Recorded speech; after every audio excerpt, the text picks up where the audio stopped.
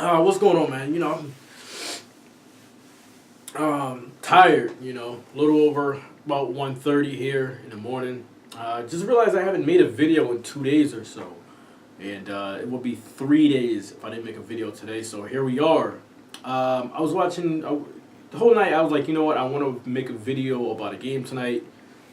Houston and OKC is playing Game 3. I watched the game pretty much wire to wire, except for some moments in the third quarter.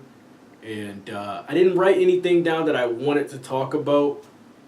And then I went and watched the Clippers and Jazz game, which was a good game, but the Jazz could not close it out in the last few minutes.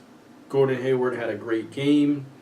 Chris Paul time was the last 3 to 4 minutes. He really took that game over. I think he had maybe scored 5 to 7 points in the last 4 minutes or so, or something like that, to really put them in the game, tie the game, and get the lead, and pretty much just run away with the game. And then after that, I watched some YouTube videos for maybe an hour. So here we are. I'm making a video which I can't really remember, so I got the box score up here. What I want to talk about, let me get this out of the way real quick. And the thing is, when you make videos and you talk to people in the comment section, it's like you got to either be a Curry fan or you got to be a LeBron fan. You either got to be a Cavs fan, a Warriors fan, or you think Harden is the MVP, or you think Russ is MVP, or it's like you can't like both, And one of my first videos I had made was how much I disliked James Harden. That was last year, before, I think, around the playoffs of last year, NBA playoffs.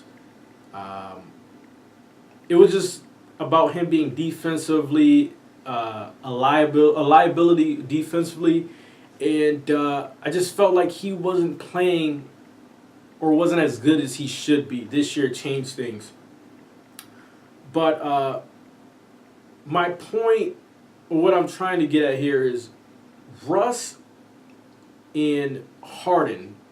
Now, that was my disclaimer about saying, how people, you can't just, if you say something, people just go off. So when I say this, I know people are just going to go off, so whatever. I don't think I've ever seen, MVP candidates. They're pretty much 1 and 2, however you want to look at it. I've never seen two candidates so, have flaws. These huge flaws that they have. And the flaws I'm seeing are IQ things. Game situational moments that these dudes don't have. When you sit there and you watch, I believe Curry did deserve the last two awards, season MVP awards. He's not the best defensive player, but he gives effort, which is always the best thing you can do. He's not going to lock anyone down, but he's going to try on the defensive end. When I say flaws and candidates in MVP, I think of Steve Nash on the defensive end, but he just made everyone better. He was a high IQ guy. These guys, so many times I see them dribble, last 2 seconds, then they want to pass to someone. Seen it in this game here, a lot of moments where Harden will just dribble, goes to make his move, the ball bounces off his foot, 3 seconds he passes it to someone. Russell settled for his first 3 he took was maybe in the last 3 to 4 minutes of this game, and it was against Nene on a switch, and he settled for a jumper, which Steven Adams bailed him out with an offensive putback. It's just those things, I haven't, even when you look at Kobe and you can say Kobe's a gunner, Kobe's this, but Kobe was a high IQ basketball guy. Let me think about Derrick Rose as I'm thinking now. Not the highest basketball IQ. I can't remember D Rose putting up bad shots in late game situations, or just dribbling out the play clock and the shot clock. I can't remember D Rose in his prime doing any of that stuff. But as gifted as these guys are, those are those are just small things, that I do see. But the game started off really well for OKC.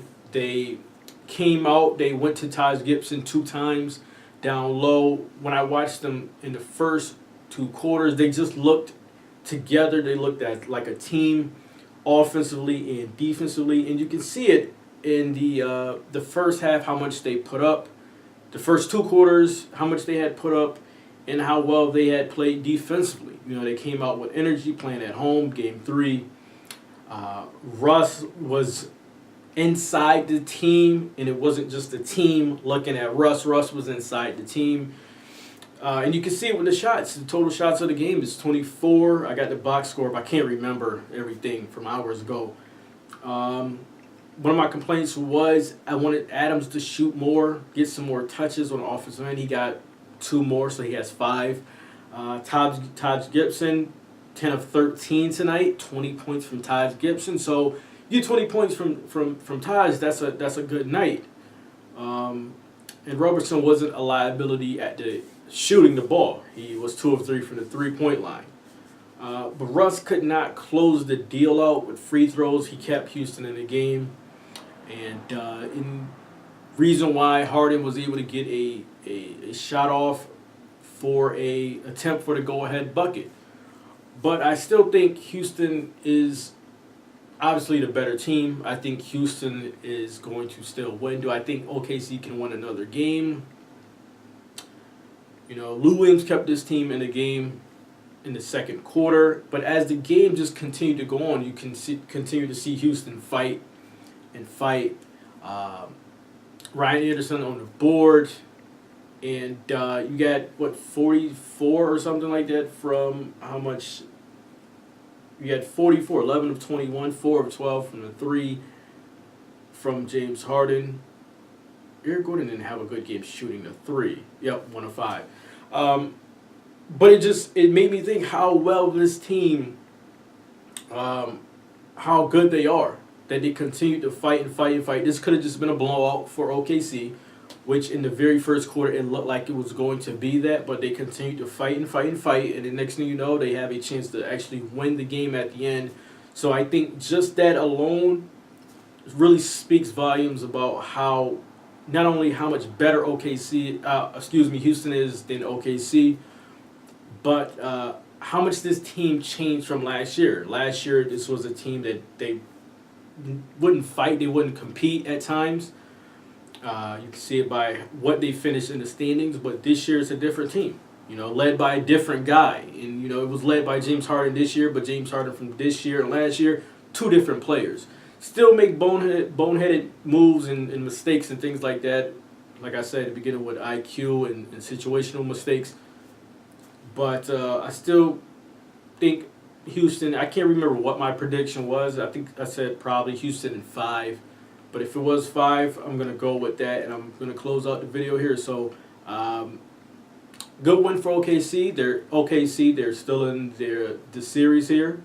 And we'll see what they can do for Game 4. But I still believe Houston can win. Guys, in the comment section, let me know your thoughts. Do you believe OKC is going to turn things around now? Game 4 at home? Never know. So, guys, in the comment section, let me know your thoughts. Like, subscribe, thumbs up the video always help. Till the next video, I'm out.